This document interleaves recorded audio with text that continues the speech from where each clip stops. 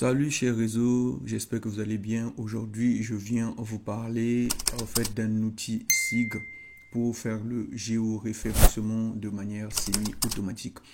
Nous savons nous tous qu'en géomatique, que ce soit en géomatique, SIG, cartographie, on cherche un peu plus ou moins l'automatisation pour aller un peu plus vite. Alors, quand j'ai commencé à travailler à Méricom Archi, j'ai galéré un peu sur certains outils, donc il fallait trouver des moyens pour optimiser la durée du travail et de certaines tâches. Et donc voilà, j'ai certains outils que j'ai pu trouver, que j'utilise quotidiennement ou peut-être de façon mensuelle, hein, donc que j'aimerais vous partager. Donc aujourd'hui, je vais vous montrer un outil qui vous permet de vous faciliter le géoréférencement. Alors, pour ceux qui me connaissent, Aristide Mwanda sur mes réseaux professionnels, je suis géomaticien, je travaille chez Méricom Archi. Alors, chez Méricom Archi, nous avons aussi un service géomatique. Alors, ce service géomatique s'adresse à tout le monde presque, je peux dire, communauté des communes, activités, des ONG, tout le monde. En tout cas, nous offrons des services sur des projets d'urbanisme, hein, tout ce qui est conception cartographique, PLU, PLUI, carte communale. Nous offrons aussi des services en web mapping, hein, en cartographie web SIG, des projets de géomarketing, hein, études de zones de challenges. Nous offrons aussi des services sur les projets d'analyse spatiale et aussi surtout sur la prise en main des outils SIG. Donc, si vous avez des besoins, n'hésitez pas de nous contacter, c'est très simple. Vous allez sur LinkedIn, vous tapez Méricom Archi. Normalement, vous devez tomber sur le compte principal de Méricom Archi et vous les contactez. Bien sûr, on vous répondra dans les plus brefs délais. Ou tout simplement, vous me laissez un message privé dans mon compte LinkedIn et je vous répondrai, je vous mettrai en relation avec mes patrons. Alors, les gars, pour ceux qui sont sur LinkedIn, à un moment, la vidéo va couper parce que sur LinkedIn, je ne suis pas autorisé de mettre des vidéos plus longues que ça. Je pense que je ne peux pas dépasser les 5 minutes. Donc, malheureusement, vous serez obligé de me suivre sur YouTube. Le lien de la vidéo, je le laisserai juste en haut. Et surtout, si vous arrivez sur ma chaîne YouTube, n'hésitez pas de vous abonner. Ça permet toujours de donner de la force. Je parle de plusieurs sujets, notamment la géomatique, donc mon métier, et aussi mes combats bénévoles, donc tout ce qui aide aux étudiants. Dans l'ensemble, on se retrouve derrière l'écran de mon ordinateur pour vous expliquer comment, déjà vous faire découvrir cet outil et vous expliquer comment s'y prendre. Après le jingle, on est parti.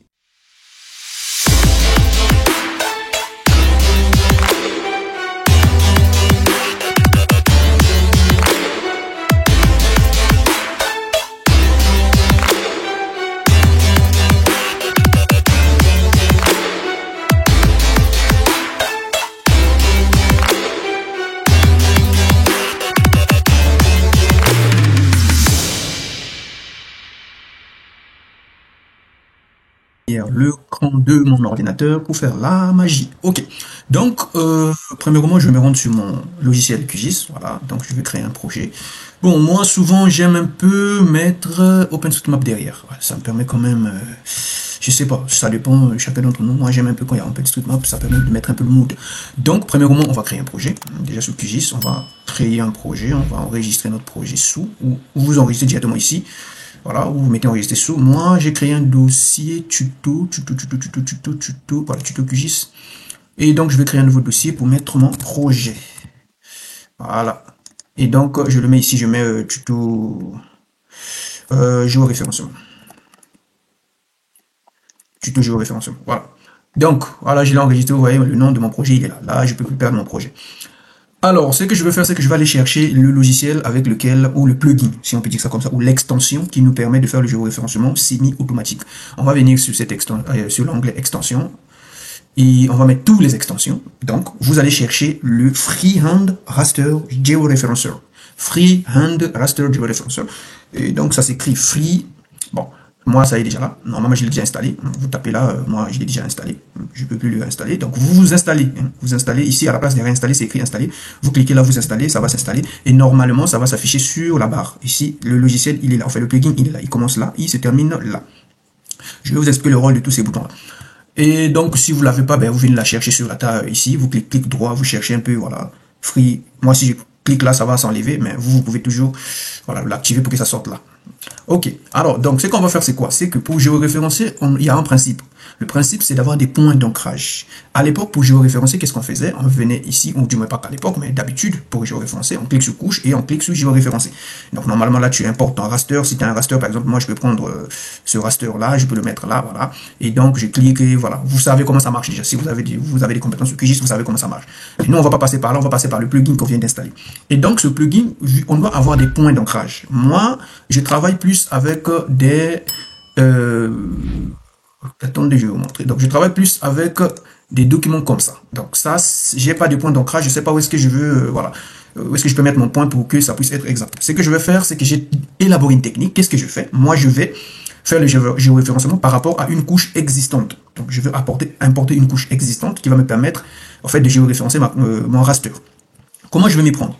Moi, c'est une commune que je veux référencer. Voilà. Si c'est une ville aussi, ça peut marcher. Qu'est-ce que je fais? Je vais sur Google, bah, je tape BD Topo. Voilà, il est BD Topo. Voilà, il est là. Je tape BD Topo de l'hygiène. Voilà. Moi, je vais chercher la couche de la zone que je veux géoréférencer parce que moi, je sais que la zone que je veux géoréférencer, toutes les données sont là. Donc, vous pouvez, moi, par exemple, la commune que je veux géoréférencer se trouve dans le 44. Donc, normalement, vous venez 44, il est là. Donc, vous cliquez, vous allez avoir un fichier en format zip comme ça et puis vous dézippez. Voilà. Alors, donc, ce que je veux faire, premièrement, donc, ce que je veux faire, je disais, je vais aller importer d'abord les couches qui vont me permettre, au fait, de pouvoir avoir un ancrage, donc de pouvoir avoir des repères. Donc, moi, je viens prendre ma couche, donc, ici, que j'ai téléchargé, donc, BD Topo, c'est administration, c'est une commune. Je prends la couche commune et je l'ajoute ici, je ferme.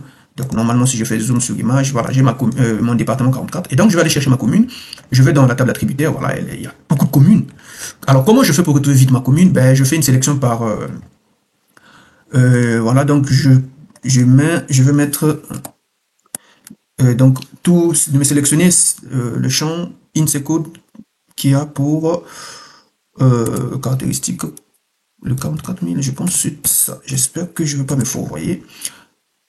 Bon, après, pour mettre cette expression, vous n'êtes pas obligé de mettre les crochets. Hein. Normalement, vu que c'est des chiffres, c'est des integers, vous n'avez pas besoin de mettre des crochets normalement. Mais bon, c'est par habitude.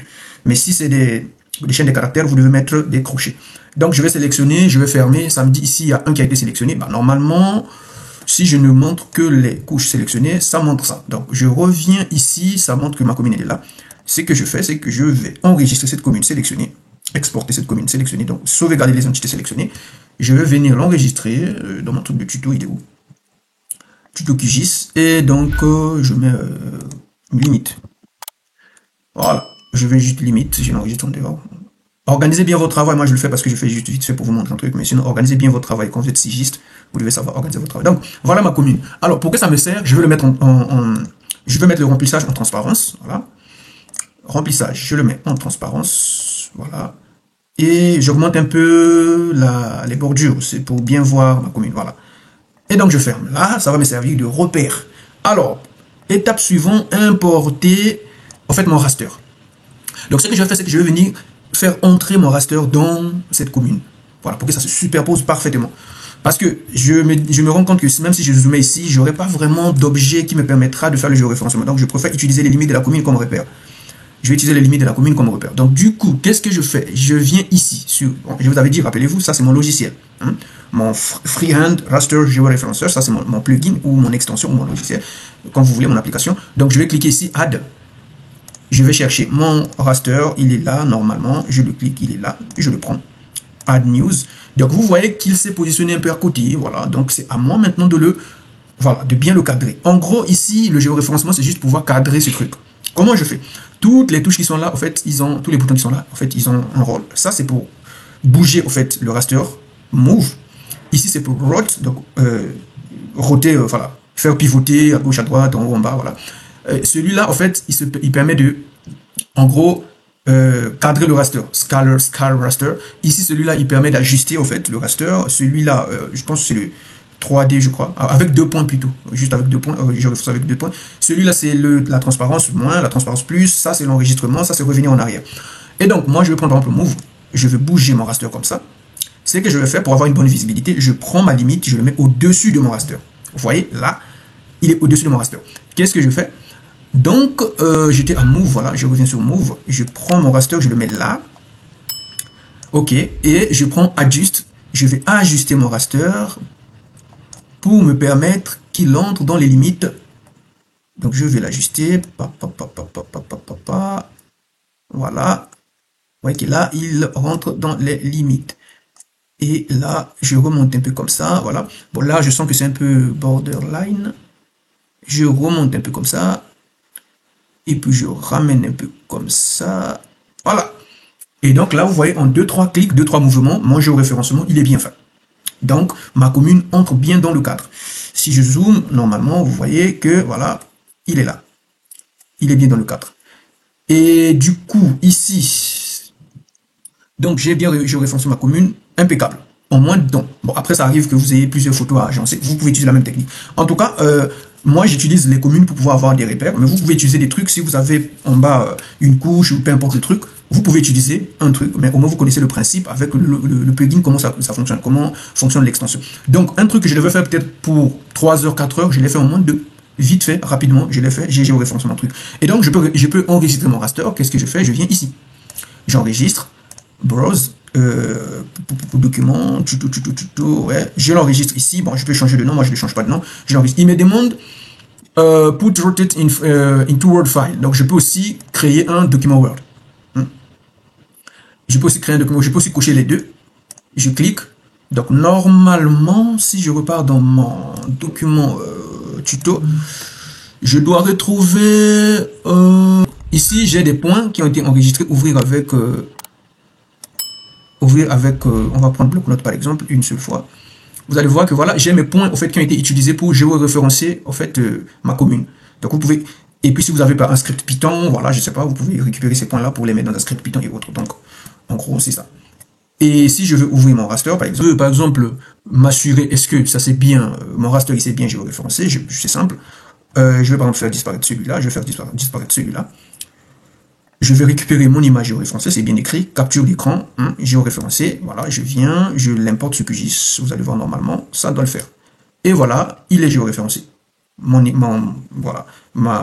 capture d'écran est géoréférencé. Si je mets les limites, vous allez voir que si je ramène mes limites là, en haut, ouais, pile poil, la photo cadre pile poil. Et si on va un peu jouer sur la transparence. On va essayer de jouer sur la transparence. Voilà, vous voyez que voilà, il est bien là. Et donc, je vais vous laisser là. On va venir pour la suite sur les outils de numérisation avancés. On va voir comment ça fonctionne. Allez, ciao!